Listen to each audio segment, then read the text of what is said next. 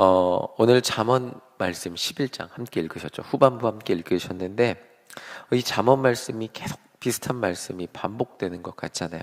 반복되는 것 같은데 이 특별히 후반부 11절에서 여러 가지 말씀이 있지만 반복되는 말씀을 기준으로 오늘 함께 말씀을 살펴보려고 합니다. 30절 함께 읽어보겠습니다. 30절입니다. 30절 함께 읽어보겠습니다. 의인의 열매는 생명나무라 지혜로운 자는 사람을 얻느니라. 아멘. 잠언 말씀은 계속해서 반복해서 우리에게 알려주죠. 말하고 있죠. 지혜로운 삶이 무엇일까요? 지혜로운 사람은 어떤 사람일까요?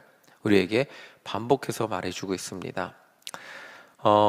반복해서 저도 설교 시간에 말씀드리지만 세상 사람들이 세상에서 지혜롭게 사는 것, 그것은 이런 것을 의미하는 것 같아요. 세상에서 어떤 상황을 맞이해서도 나의 이익을 극대화하는 삶의 행동들, 그것이 지혜로운 대처법이고 지혜로운 삶, 망할 상황이었는데 지혜로운 상황으로 그것을 극복한 것, 돈을 다시 많이 버는 것, 어떤 이미지가 바닥까지 추락할 만한 상황이었는데 기자회견 한 번으로 이미지를 다시 쇄신한 것, 이런 것들을 지혜롭다라고 세상에서 말을 하는 것다고 생각해 보게 됩니다. 이 이익, 아까 방금 말씀드렸지만 세상 사람들의 이익이라는 표현은 내가 단지 재물, 그 재물의 경계선을 넘어선 내가 부유하게 되는 것 이상으로 사람들 앞에서 어떤 내 이미지, 내 성공, 이런 것들을 인정받는 삶, 그런 것들을 지혜롭게 잘 메이킹해서 만들어내는 삶을 지혜롭다라고 말한다고 생각해 볼 수 있습니다. 그런데 성경이 말하는 지혜로운 삶은 하나님이 인간을 창조하신 본연의 모습으로 살아가는 것, 그것이 지혜로운 삶이라는 것을 우리에게 말해주고 있습니다. 인간이 하나님의 뜻대로 사는 것, 그것이 지혜로운 삶. 그러니까 세상이 말하는 것, 어떻게 보면 우리가 지혜로움을 구하며 비슷한 맥락, 세상과 비슷한 맥락 가운데 그것을 비슷한 것을 구하며 살아가는 것 같지만 비슷하지 않음을 잠언 말씀은 우리에게 말해주고 있습니다. 이 맥락에서 예수님은 율법학자들에게 율법의 정수는 하나님을 사랑하고 이웃을 사랑하는 것이라고 말씀해 주셨고, 또 오늘 30절 방금 살펴보셨잖아요. 그 30절 역시 하나님의 뜻대로 사는 것이 지혜로운 삶이라는 그 기준으로 볼 때 인간의 삶의 지혜로움이 무엇인지 우리는 더 정확히 깨달을 수 있다는 것이죠. 오늘 30절 말씀에서 의인의 열매는 생명나무다라고 말하고 있습니다. 그러니까 하나님 앞에서 지혜로운 자는 하나님 뜻대로 사는 자, 그런 사람은 어떤 사람이냐면 생명을 살리는 사람이라고 말해주고 있습니다. 이 맥락은 성경 전체를 관통하고 있죠. 또 하나님께서 가장 솔선수범해서 우리에게 보여주셨죠.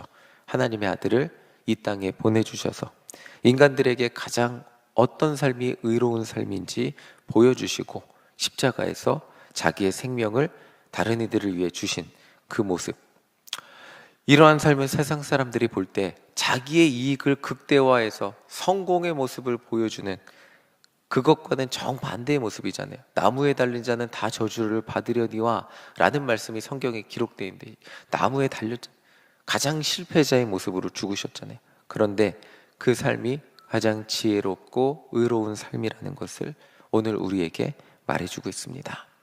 우리 다시 한번 앞으로 가서 16절 한번 읽어보겠습니다. 16절입니다. 함께 읽어보겠습니다.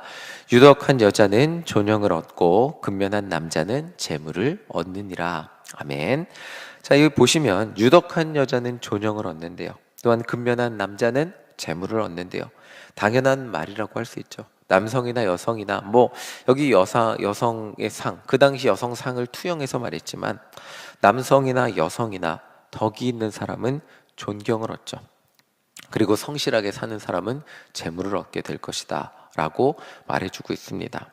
그런데 오늘 말씀을 쭉 한번 읽어보면 유덕한 삶이 어떤 것인지, 또 그 재물을 어떻게 사용해야 되는지, 이 성경이 잠언 말씀이 말해주고 있습니다. 우리 24절도 함께 읽어보겠습니다. 24절입니다. 흩어 구제하여도 더욱 부하게 되는 일이 있나니 과도히 아껴도 가난하게 될 뿐이니라. 아멘. 하나님 앞에서 지혜로운 삶이 어떤 삶이냐? 성실한 삶에서 얻은 재물을 어떻게 지혜롭게 사용해야 될 것이냐? 그 질문이 우리에게 찾아올 텐데 24절을 보면 하나님이 주신 재물을 가지고 성실하게 살았잖아요. 열심히 성실하게 산, 하나님이 성실하게 산 대가로 얻은 그 재물을 가지고 나누어 주고 구제하는 삶이 지혜로운 삶이라고 말해주고 있습니다. 유대인들에게 재물은 철저하게 하나님의 복의 상징이었죠. 그렇기 때문에 재물을 내가 얻으려고 재물을 따라가는 삶, 재물의 꽁무니를 쫓아가는 삶, 이게 지혜로운 삶이 아니라 재물의 근원이신 하나님의 뜻을 따라 성실하게 살 때 하나님이 내게 채워주시는 재물을 누리고 사는 삶, 이것이 지혜로운 삶이었어요. 그렇다면 그 재물을 얻었다면 그 다음이 필요하겠죠. 그렇게 하나님이 주신 재물을 가지고 어떻게 살 것입니까? 어떻게 사는 것이 지혜롭게 재물을 사용하는 삶입니까? 하나님이 주신 재물을 가지고 나누고 섬기고 그 나누고 섬김을 통해 덕이 되는 삶을 살아갈 때 여기 말해주고 있죠. 과도히 아끼는 삶보다 더욱 풍족히 되는 하나님의 복을 더 크게 누리며 살아가는 인생이 될 것이라고 오늘 우리에게 말해주고 있습니다. 여기서 과도히 아낀다는 말은 이렇게 이해하시면 더 이해가 쉽습니다. 남을 도울 줄 모르고 자기밖에 몰라서 정말 나쁜 사람이라서 나만을 위해 사는 사람이라고 이해할 수도 있겠지만 이렇게 이해할 수도 있습니다. 나도 남을 돕지 않고 나의 삶에도 다른 누군가의 도움을 바라지 않는 삶, 그저 내 삶에 의지할 것은 세상 다른 것 바라보지 않는 거예요. 그냥 내가 모아둔 그 재물, 그것만 바라보며 누군가 나 도와주지도 않고 또 나도 남을 도와주지 않을 거니까 그냥 내가 모아둔 요것만 의지하며 사는 삶. 그러니까 더 쉽게 말하면 하나님보다 내가 모아둔 재물을 의지하는 삶, 하나님의 은혜도 기대하지 않고 그냥 내가 모아둔 곳간에 그것만 바라보며 그것에 딱 내가 70까지 80까지 살아야 되니까 나누기 얼마 하면 그거 살 수 있겠네, 그것만 의지하는 사는 삶이라고 할 수 있겠죠. 하나님보다 내가 모아둔 재물을 더욱 의지하니까 이 재물을 나누어 줄 여유가 없죠. 나누어 주다가 부족하게 되면 어떻게 하나 하는 염려 때문에 하나님이 우리에게 주실 복과 은혜와 채우심은 기대하지도 못하고 바라보지도 못하고 내가 모아둔 곳간에 그 재물을 내가 계산보다 조금 더 사용하면 내 노후까지 다 책임질 수 없으니까 그 재물이 떨어질까 봐 항상 걱정하고 염려가 가득한 그런 삶을 의미하는 것, 그것을 말하고 있습니다. 자, 이런 삶의 결론은 28절에 있습니다. 우리 28절 함께 읽어보겠습니다. 함께 읽겠습니다. 자기의 재물을 의지하는 자는 패망하려니와 의인은 푸른 잎사귀 같아서 번성하리라. 아멘. 그러니까 이 말이 뭐냐면요, 그냥 그 곳간 안에 모아둔 것만 바라보는 삶, 패망이라 그러니까 굉장히 두려운 말인 것 같은데 이렇게 이해하면 조금 쉽습니다. 하나님의 백성이면서 하나님이 나의 삶에 채워주실 그 채우심의 은혜는 바라보지 못하고 그냥 그저 내 곳간만 바라보면서 내 재물만 의지하면서 재물이 떨어질까 봐 걱정하면서 재물이 줄어드는 것만 바라보면서 염려와 걱정이 사라지지 않는 사람, 그런 사람의 결론은 결국 패망이 될 수밖에 없다. 하나님의 은혜가 그 삶에 채워지지 않고 계속 나만을 위해 살아도 계속 떨어지는 것은 똑같잖아요. 그러나 의인은 하나님의 채우심의 은혜를 바라보며 사는 사람, 하나님이 또 우리 삶에 필요한 것을 채워주실 것이기에 그 은혜를 바라보며 내 곳간이 조금 떨어진다 할지라도 다른 이들을 위해 나누고 섬기며 살아갈 수 있는 사람은, 그런 사람이 덕이 있는 사람이고 그런 사람은 정말 자신의 재물로 정말 하나님이 가장 원하시는 뜻인 생명을 살리는 삶이 될 것이고 결국 하나님이 채우시는 은혜로 인해 그 삶의 주변이 생명을 살리는 푸른 잎사귀 같이 번성하게 될 것이라고 말해주고 있는 것이 오늘 잠언 말씀이라는 것입니다. 나누고 또 나누어도 하나님이 나의 삶에 그 곳간을 채워주시는 은혜를 누리며 사는 삶. 그래서 결국 그 삶을 통해 시냇가에 그 정말 심은 나무가 하나하나 번성해 가는 것을, 그 주변이 번성해 가는 것을, 함께 복을 받는 것을 누리는 삶, 그것이 지혜로운 삶이라는 것을 오늘 성경 말씀은 우리에게 말해주고 있죠. 자, 이 맥락에서 공의란 무엇인지 우리가 19절 함께 살펴보겠습니다. 19절 함께 읽어보겠습니다. 공의를 굳게 지키는 자는 생명에 이르고 악을 따르는 자는 사망에 이르느니라. 아멘. 공의란, 우리가 이해할 때 공의란 옳고 그름이 정확한 사람, 그것만 생각하고 넘어가기 쉽지만 참 이렇게 이야기죠. 착한 사람에게는 착하게 대하고 악한 사람에게는 심판의 벌을 주는 사람, 이것이 공의라고 이해하기 쉽지만, 그러나 성경은 공의를 굳게 지키는 삶의 예를 다윗을 통해 우리에게 알려주고 있어요. 공의로운 사람 다윗, 하나님의 기름 부음을 받은 종, 사울을 2번이나 죽일 기회가 있었음에도 불구하고 죽이지 않았던 다윗의 삶, 그 삶을 하나님은 의롭게 보시고 그의 삶을 인도하셨어요. 공의를 굳게 지키는 사람은 하나님 앞에서 하나님의 백성을 존중하며 살아가는 사람, 그것이 공의로운 사람이라는 거예요.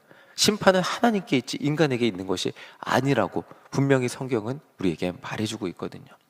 도망자 다윗의 삶에, 그런데 신기한 게 뭐냐면 도망자 다윗의 삶에 환난당한 자, 빚진 자, 원통한 자들이 보였어요. 다윗이 부자라서 모인 것이 아니었어요. 곳간이 넉넉해서 모인 것이 아니었는데, 도망자 다윗 자기 혼자도 책임지기 어려운 그런 시절에 다윗에게 모여들었는데, 다윗의 도움이 필요해서 모여들었는데, 근데 정말 신기하게 그 사람들이 다윗에게 도움이 되는, 다윗의 인생에 가장 도움이 되는 그런 사람들이 되어 주었습니다. 오늘 성경은 우리에게 말하고 있습니다. 지혜로운 삶은 어떤 삶입니까? 어떤 상황에서도 지혜로운 방법으로 나의 이익을 극대화하는 삶이 아니라, 어떤 상황에서도 하나님이 주신 지혜로운 방법으로 하나님을 사랑하고 이웃을 사랑하는 그런 삶, 그것이 지혜로운 사람입니다. 지혜로운 삶입니다.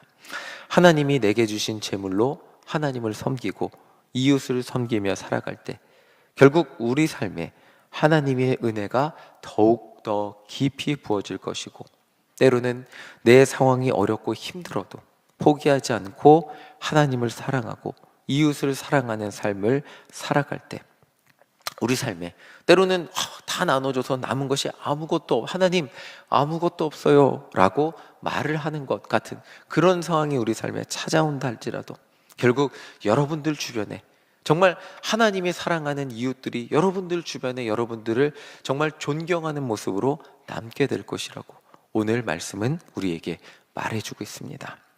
오늘 이런 복이 우리들에게 그리고 여러분들에게 있음을 기억하며 포기하지 않고 어떤 상황에서도 하나님이 주신 지혜로 하나님을 사랑하고 이웃을 사랑하며 살아가는 우리 모두가 되시기를 간절히 소망합니다.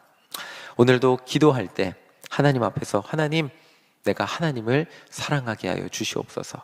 또한 하나님, 제 삶의 상황이 참 녹록하지 않습니다.